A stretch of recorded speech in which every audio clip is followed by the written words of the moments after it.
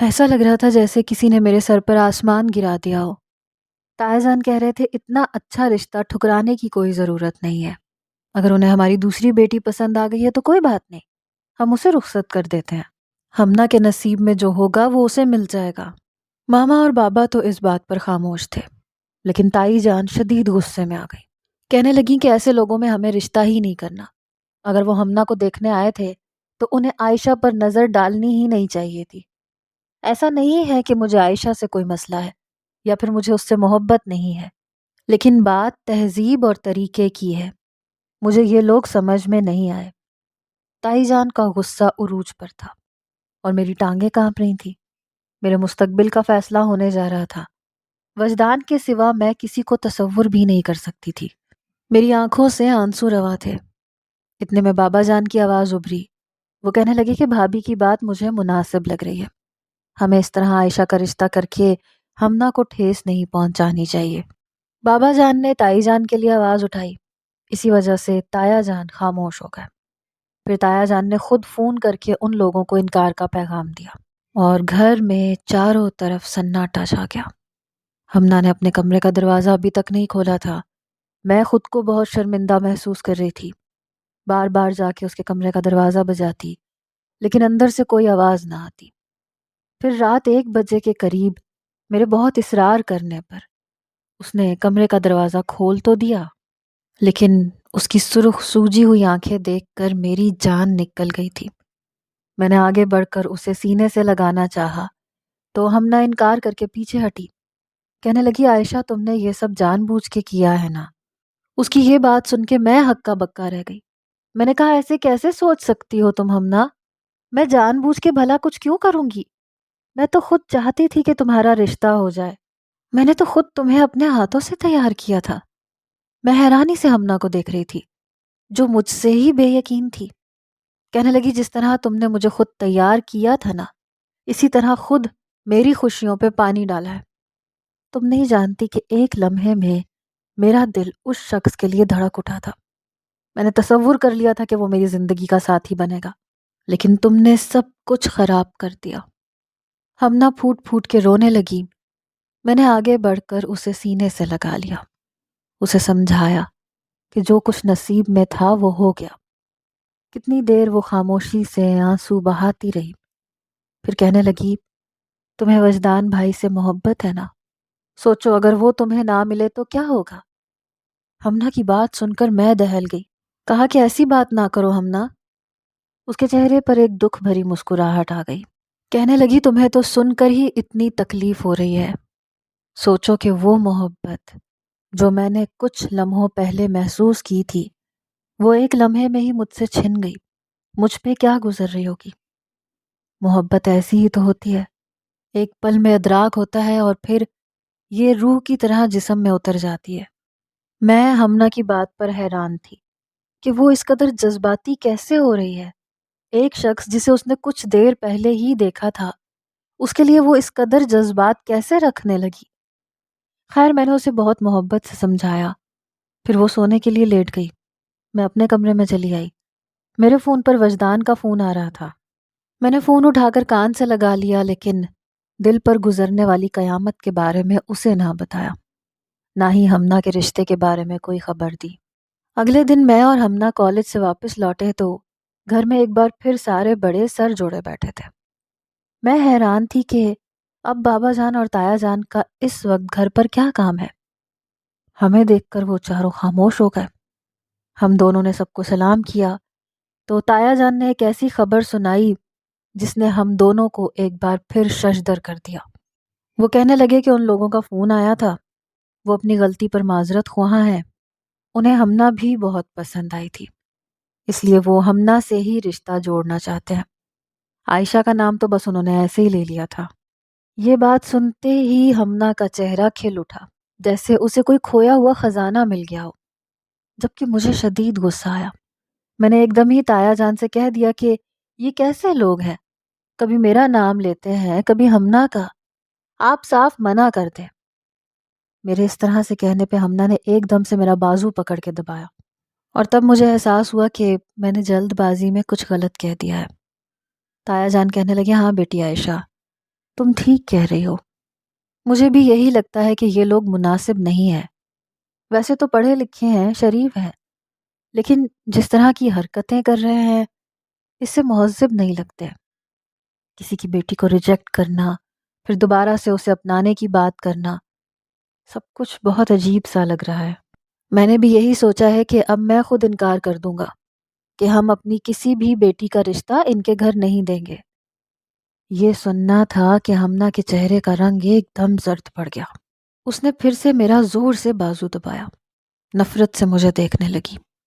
اس کی آنکھوں کی نفرت مجھے واضح طور پر نظر آئی، اور پھر میں حیران رہ گئی کہ اسے کیوں نہیں نظر آ رہا کہ جو کچھ ہو رہا ہے وہ غلط تھا۔ بابا جان اور مما تو بالکل خاموش تھے، لیکن تائی جان کہنے لگیں کہ اگر وہ ہمنا کا رشتہ دوبارہ سے مانگ رہے ہیں تو کیا برائی ہے؟ وہ آئے بھی تو ہمنا کے لیے تھے، درمیان میں عائشہ نہ آتی تو یہ سب کچھ نہ ہوتا۔ شاید عائشہ کو ڈرائنگ روم میں آنا ہی نہیں چاہیے تھا۔ تائی جان کے منہ سے یہ بات سن کر میں نے شرمندگی سے نظریں جھکا لی تھیں۔ تایا جان کہہ رہے تھے کہ اس میں بچی کی کیا غلطی ہے، یہ تو ان لوگوں کو سوچنا چاہیے تھا کہ وہ یہاں کیوں آئے ہیں۔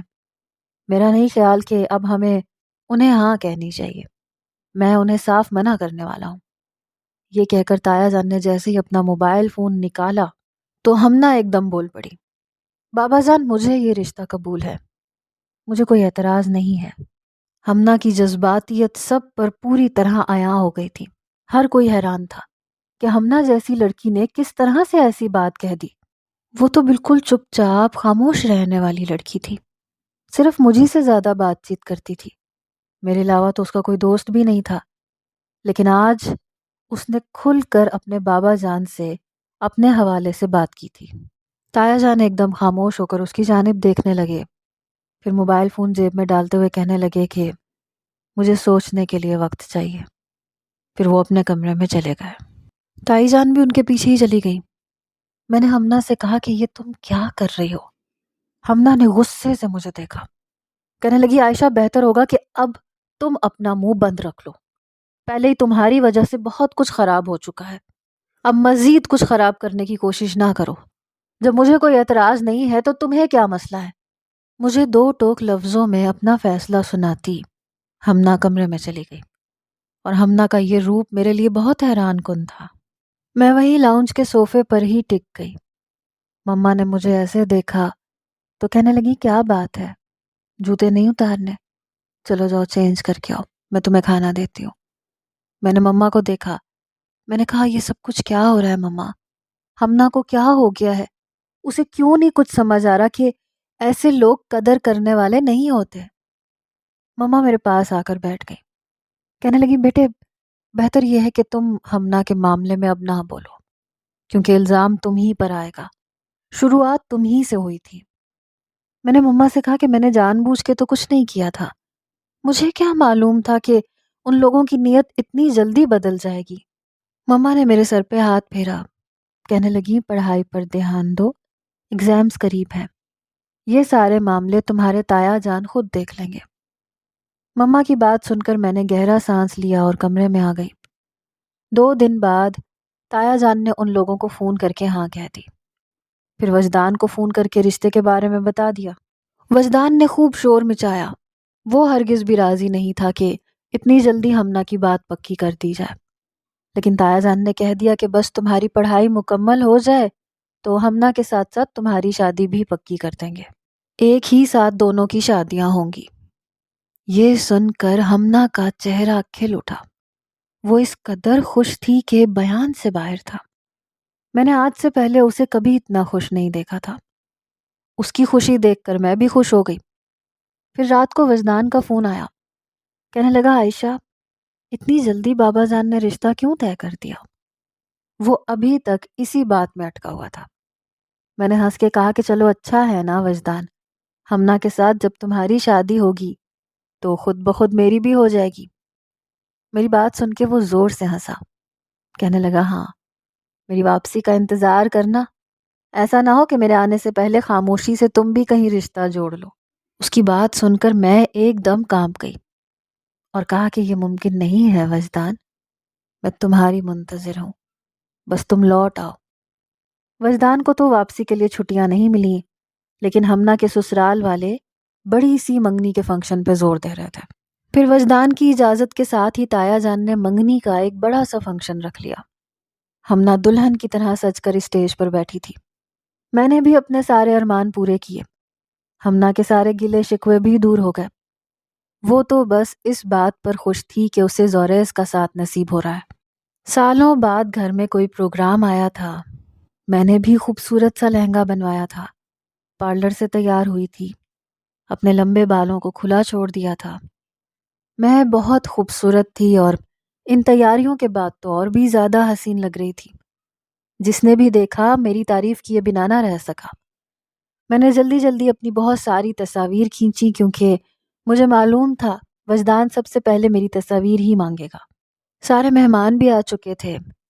ہال میں ہر طرف روشنیاں ہی روشنیاں تھیں۔ میں گھومتی پھرتی ایک ایک مہمان سے مل رہی تھی، اور پھر جب میں اسٹیج پر ہمنا کے پاس گئی تو اسے دیکھتی رہ گئی۔ وہ واقعی بہت خوبصورت لگ رہی تھی۔ ہمنا کی تعریف کرتے ہوئے میری نظر اس کے برابر میں بیٹھے زوریز پر پڑی تو میرا دل دھک سے رہ گیا۔ اس کی نگاہیں جس طرح سے میرے وجود کا جائزہ لے رہی تھیں، مجھے کچھ عجیب سا محسوس ہوا تھا۔ اس کی آنکھوں کی چمک اور آر پار کر دینے والی نگاہیں مجھے دہلا رہی تھیں۔ میں نے فوراً ہی اس سے نظریں چراتے ہمنا کی تعریف کی تھی اور اس کی خوبصورتی میں کلابیں ملانے لگی تھی۔ بلا شبہ ہمنا واقعی دلہن کے روپ میں بہت جچ رہی تھی۔ میں نے مسکرا کے ہمنا سے کہا کہ آج تو تم بجلیاں گرا رہی ہو۔ اتنے میں اچانک ہی ہمنا کے برابر میں بیٹھا زوریز بول پڑا کہ خوبصورتی میں تو آپ بھی کم نہیں ہیں عائشہ، ایسا لگتا ہے چاند زمین پر اتر آیا ہو۔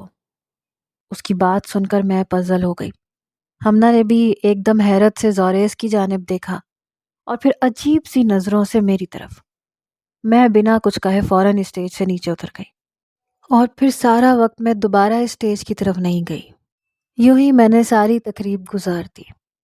آخر میں مما میرے پاس آئی، کہنے لگی کہ فیملی فوٹو ہو رہا ہے، تم کہاں گھوم رہی ہو، اسٹیج پر چلو۔ زبردستی مجھے مما اسٹیج پر لے گئی تو سبھی لوگ اپنی جگہوں پہ بیٹھ چکے تھے، کوئی جگہ خالی نہیں تھی۔ فوٹوگرافر کہنے لگا کہ زوریز کے برابر میں جو تھوڑی سی جگہ خالی ہے، آپ وہاں سیٹ ہو جائے۔ میں زوریز کے برابر میں جا کے بیٹھنا نہیں چاہتی تھی، لیکن اس وقت وہاں کوئی تماشا کریٹ کرنا بھی بہت مشکل تھا، اسی لیے میں بس اس صوفے پر ذرا سی ٹک گئی۔ لیکن اچانک ہی مجھے ایسا محسوس ہوا جیسے زوریز نے جان بوجھ کر اپنا ہاتھ میری کمر پر لگایا ہو۔ میں نے ایک دم جھٹکا کھا کر اس کی طرف دیکھا، لیکن وہ فوٹوگرافر کو دیکھ رہا تھا۔ چہرے پر گہری مسکراہٹ تھی۔ فوٹوگرافر مجھے آواز دے کر کہنے لگا، میڈم یہاں دیکھیے۔ میں نے فوراً اس کی طرف دیکھا اور تصویر کھنچ گئی، اور پھر جیسے ہی میں اٹھنے لگی تو زوریز نے ایک دم سے میرا ہاتھ پکڑ لیا، کہنے لگا آپ کی ہمارے ساتھ کچھ اور پکچرز بھی ہونی چاہیے، آخر کو آپ میری اکلوتی سالی جو ہیں۔ زوریز کی اس بات پر ہمنا کے چہرے کا زاویہ بدلا تھا، اور مجھے بھی یہ بات کچھ اچھی نہیں لگی تھی، لیکن فوٹوگرافر خود چلا آیا۔ اس نے مجھے اور ہمنا کو ایک ساتھ کھڑے کر کے کچھ تصویریں لی۔ زوریز نے فوٹوگرافر کے کان میں نہ جانے کیا کہا کہ اس نے پھر زوریز کے ساتھ مجھے بھی کھڑا کر دیا اور تصاویر لینے لگا۔ زوریز کے برابر میں کھڑے ہو کر مجھے نہ صرف گھبراہٹ ہو رہی تھی بلکہ بہت آکورڈ بھی فیل ہو رہا تھا۔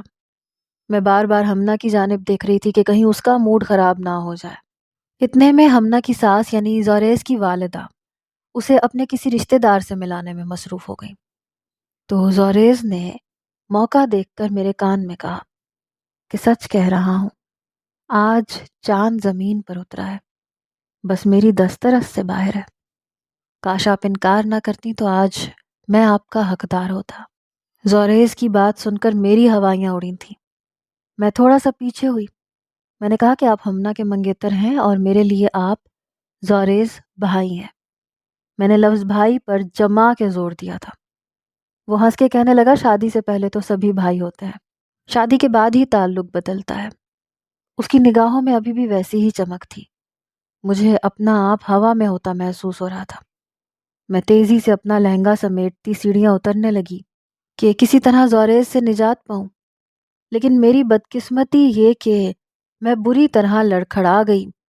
اونچی ہیل اور گھیردار لہنگے نے مجھے توازن برقرار نہ رکھنے دیا، اور اس سے پہلے کہ میں سیڑھیوں سے بری طرح سے گرتی، زوریز نے آگے بڑھ کر مجھے بازوؤں میں تھاما۔ میں اس کی باہوں کے گھیرے میں تھی اور وہ بہت غور سے مجھے دیکھ رہا تھا۔ پھر جیسے ہی میں پیچھے ہٹی تو ہمنا میرے قریب آئی۔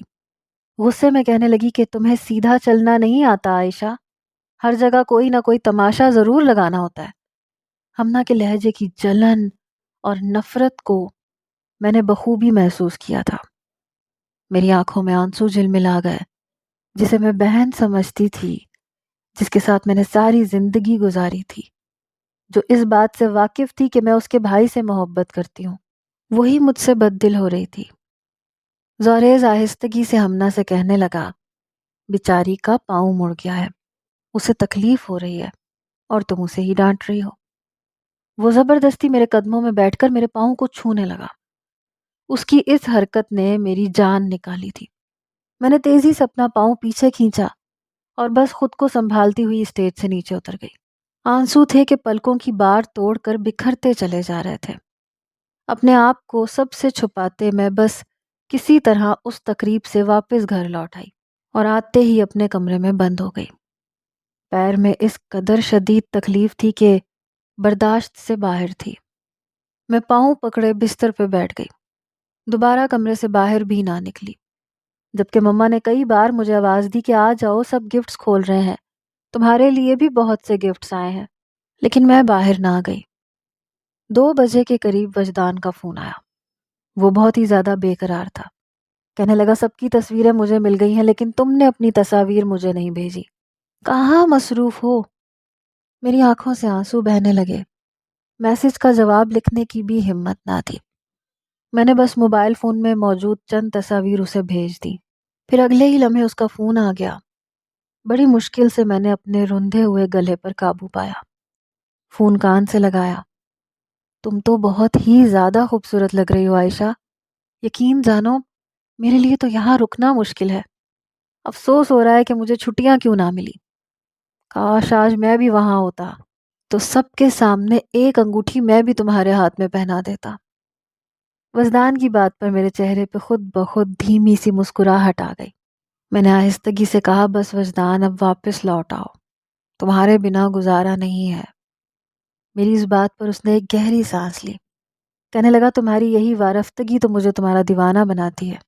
بچپن سے لے کر آج تک تم جس طرح سے میرے آگے پیچھے رہتی ہو، مجھے لگتا ہے کہ تمہارے بغیر تو سانس لینا بھی مشکل ہے۔ میں بھی بہت مشکل سے جدائی کے یہ دن کاٹ رہا ہوں۔ بہت جلد تمہارے پاس آ جاؤں گا۔ کافی دیر تک میں وجدان سے باتیں کرتی رہی اور پھر سب کچھ بھول کر سو گئی۔ تھکن بھی بہت زیادہ تھی۔ اگلی صبح میں جب ناشتے کی ٹیبل پر پہنچی تو تائی جان نے ایک باکس میری طرف بڑھایا۔ کہنے لگیں کہ ہمنا کے سسرال سے بہت سارے گفٹس آئے تھے اور تمہارے لیے یہ آیا ہے۔ میں نے جیسے ہی وہ باکس کھولا تو حیران رہ گئی۔ ایک ہیرے کی انگوٹھی اس میں پوری طرح جگمگا رہی تھی اور تائی جان کے چہرے پر عجیب سے تاثرات تھے۔ میں نے حیرت سے پوچھا کہ یہ انگوٹھی میری ہے؟ وہ کہنے لگی ہاں، یہ زوریز نے تمہارے لیے بطور تحفہ دیا ہے۔ یہ کہتے ہوئے ان کے چہرے پہ کوئی خوشی نہیں تھی، بلکہ ایک عجیب سا تاثر تھا۔ پھر تھوڑی دیر بعد مجھے پتہ چل گیا کہ ایسا کیوں ہے۔ ہمنا اپنے کمرے سے نکل کر آئی اور اس نے اپنی منگنی کی انگوٹھی میرے سامنے لہرائی۔ کہنے لگی یہ میرے لیے آئی ہے اور وہ تمہارے لیے۔ اس نے انگوٹھی اتار کر ٹیبل پر رکھ دی اور پیچھے ہو کر بیٹھ کر میرا چہرہ دیکھنے لگی۔ میں نے اس کی انگوٹھی اٹھائی تو وہ سونے کی ایک خوبصورت انگوٹھی تھی، لیکن اس میں کوئی ہیرا نہیں تھا، اور یہی بات تھی کہ شاید ہمنا کا غصہ آسمان پر تھا۔ ظاہر سی بات تھی، منگنی اس کی تھی تو یہ قیمتی انگوٹھی بھی اسی کو ملنی چاہیے تھی۔ میں نے وہ انگوٹھی واپس ہمنا کے آگے بڑھائی اور کہا کہ ہمنا، میں اتنا قیمتی تحفہ نہیں لے سکتی، یہ تحفہ بھی تمہارے لیے ہی ہوگا، شاید غلط فہمی ہو گئی ہے۔ ہمنا نے تو کچھ نہ کہا، لیکن تائی جان کہنے لگی نہیں، زوریز نے خود یہ میرے ہاتھ میں دی ہے، کہا ہے کہ یہ تمہارے لیے ہے، اس لیے اب تم ہی اسے سنبھالو۔ تائی جان اٹھ کر اپنے کمرے میں چلی گئی۔ ان کے انداز کی برہمی دیکھ کر میں حیران رہ گئی۔ ایسے لگ رہا تھا جیسے میں نے کوئی گناہ کر دیا ہو، جبکہ میری تو کوئی غلطی بھی نہیں تھی۔ اور ہمنا اپنی انگوٹھی بھی ٹیبل پر چھوڑ کر اپنے کمرے میں چلی گئی۔ مما نے میری جانب دیکھا، کہنے لگی بیٹا مجھے یہ سب کچھ بہت عجیب لگ رہا ہے۔ نہ جانے کیا بات ہے لیکن مجھے زوریز کا اور اس کے گھر والوں کا رویہ سمجھ نہیں آ رہا۔ جب منگنی ہمنا سے ہوئی تھی تو پھر قیمتی انگوٹھی بھی اسے ہی دینی چاہیے تھی۔ مجھے لگتا ہے کہ مجھے بھائی صاحب سے بات کرنی چاہیے۔ مما کی بات سن کر میں نے فوراً انکار میں سر ہلایا اور کہا کہ مما، ہمنا زوریز کو پسند کرنے لگی ہے۔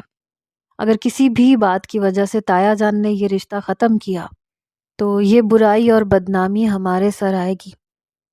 ہمنا پہلے جیسی نہیں رہی۔ اس ایک بات نے ہمنا کو بہت بدل دیا ہے۔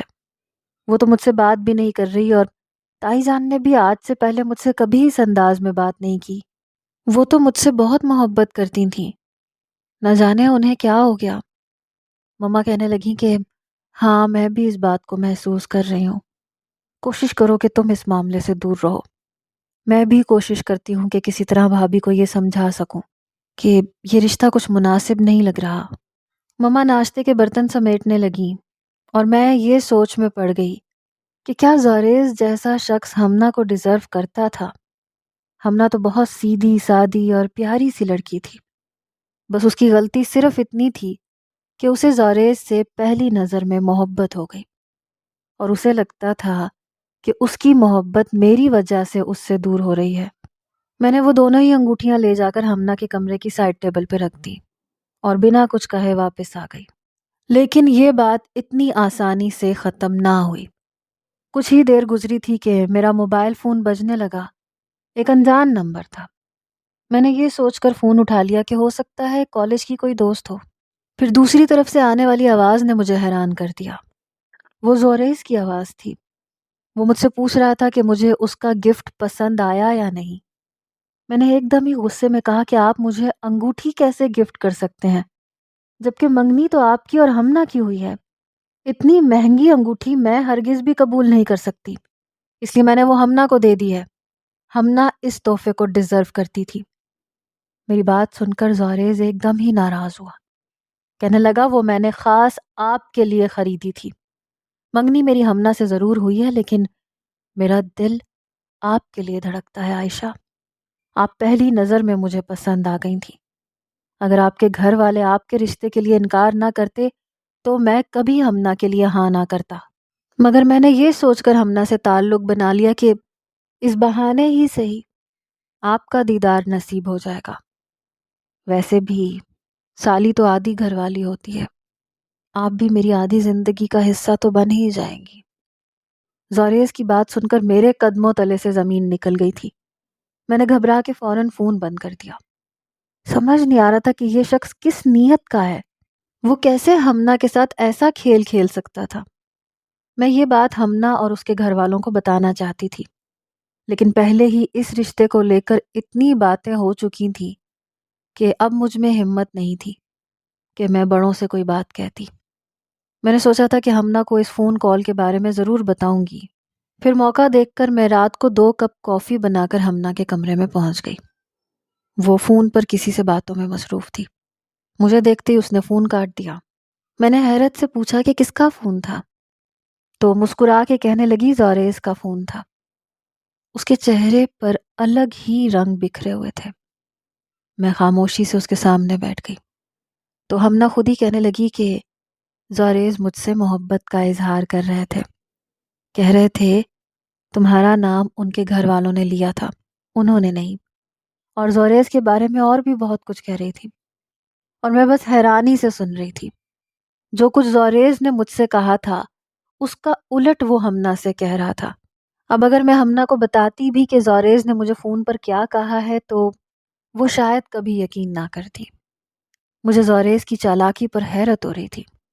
اس نے ہمنا کے انداز دیکھ کر یہ حساب کتاب لگا لیا تھا کہ وہ اسے کس طرح اپنے جال میں اتار سکتا ہے، اور بالکل اسی طرح اس نے کھیل کھیلا تھا۔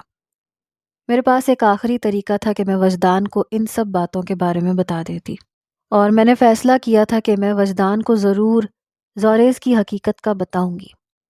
مجھے لگ رہا تھا کہ وہ ہمنا کو بطور مہرہ استعمال کر رہا تھا، وہ اس کی سادگی کا فائدہ اٹھا رہا تھا۔ ہمنا کا مزاج میرے ساتھ بہتر ہو گیا تھا، شاید یہ سب کچھ زوریز کی فون کال کی وجہ سے ہوا تھا۔ کچھ دیر اس کے ساتھ گزار کر میں واپس اپنے کمرے میں آئی تو میں نے آتے ہی وجدان کو فون ملا دیا۔ اس سے پہلے کہ میں اسے زوریز کے بارے میں کچھ کہتی، وہ فوراً سے خود ہی کہنے لگا کہ زوریز بہت اچھا لڑکا ہے۔ یار میں تو سوچ رہا تھا کہ پتہ نہیں بابا نے کس طرح کا لڑکا ہمنا کے لیے سلیکٹ کیا ہوگا، لیکن پتہ ہے آج ہی اس نے مجھ سے ویڈیو کال کی تھی، اور جس قدر عزت سے وہ مجھ سے بات کر رہا تھا، مجھے اندازہ ہو گیا تھا کہ واقعی وہ بہت اچھے گھرانے کا ہے۔ وجدان کی بات سن کر میں ہکا بکا رہ گئی۔ زوریز میری سوچ سے بھی زیادہ تیز نکلا تھا۔ اس نے میرے اپنوں کے خلاف ایسا جال بچھایا تھا کہ مجھے کچھ بھی کہنے کی مہلت ہی نہ ملی۔ میں نے آہستگی سے کہا، وجدان تم غلط سمجھ رہے ہو، زوریز ایسا نہیں ہے، نہ وہ ہمنا کو پسند کرتا ہے۔ مجھے سمجھ نہیں آ رہی میں تمہیں کس طرح بتاؤں کہ وہ کس نیت کا ہے۔ میری بات سن کر وہ ایک دم خاموش ہو گیا، پھر کہنے لگا، کیا بات ہے بتاؤ۔ میں نے اسے آہستگی سے کہا کہ وہ ہمنا کو نہیں بلکہ مجھے پسند کرتا ہے، اور یہ بات اس نے مجھ سے خود کہی ہے۔ یہ بات سنتے ہی وجدان ایک دم بھڑک اٹھا، کہنے لگا، یہ تم کیا کہہ رہی ہو؟ وہ میرے سامنے ہمنا کی تعریفیں کر رہا تھا، تمہیں کوئی غلط فہمی ہوئی ہوگی۔ میں نے انکار میں سر ہلایا، میں نے کہا، مجھے کوئی غلط فہمی نہیں ہوئی وجدان، مجھے ڈر لگ رہا ہے کہ ہمنا کے مستقبل کا کیا ہوگا۔ میں نے ساری ہی بات وجدان کے سامنے رکھ دی۔ وہ کہنے لگا، تم فکر نہ کرو، میں خود اس معاملے میں کچھ کرتا ہوں۔ اس کی بات سن کر مجھے تھوڑا سا قرار آیا، لیکن اگلا دن میرے لیے اس سے بھی زیادہ مصیبت بھرا تھا، جب تائی جان غصے میں دندناتے ہوئے میرے کمرے میں آئی۔ آتے ہی وہ مجھ سے پوچھنے لگی کہ میں نے رات کو وجدان سے کیا کہا ہے، اور میں جان گئی کہ وجدان نے اس حوالے سے تائی جان سے بات کی ہے۔ میں نے ڈرتے ڈرتے تائی جان کو بتا دیا کہ زوریز نے مجھے فون پر کیا کہا تھا۔